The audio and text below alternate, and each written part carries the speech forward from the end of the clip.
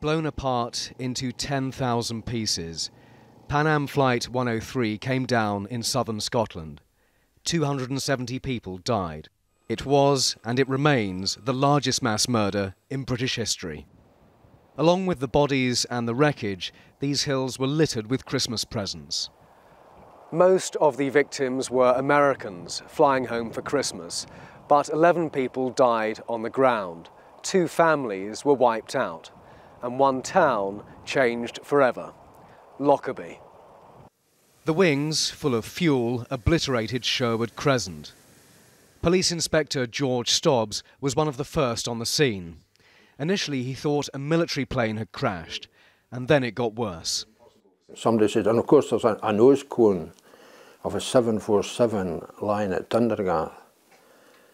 And then I thought, my God, we're looking for 400 people. And where are they?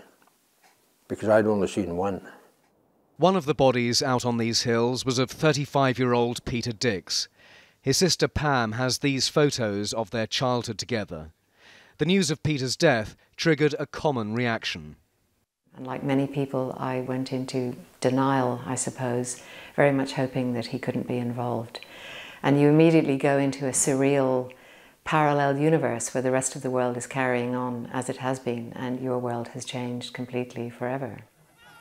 Only one man has ever been convicted over the bombing, Abdel Basit al-Megrahi, who died in Libya last year.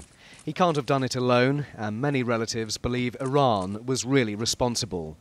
Pam says people often question her demand for an independent inquiry. And I always look at them and say, well, if a member of your family was murdered along with 269 other people, is it not natural that you would seek answers to the questions of how and why it happened? We want the truth about what happened. Tomorrow, Lockerbie's memorial service will mark the anniversary. This garden is a special place for so many families.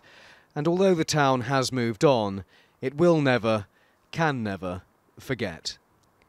Simon Viger, 5 News, Lockerbie.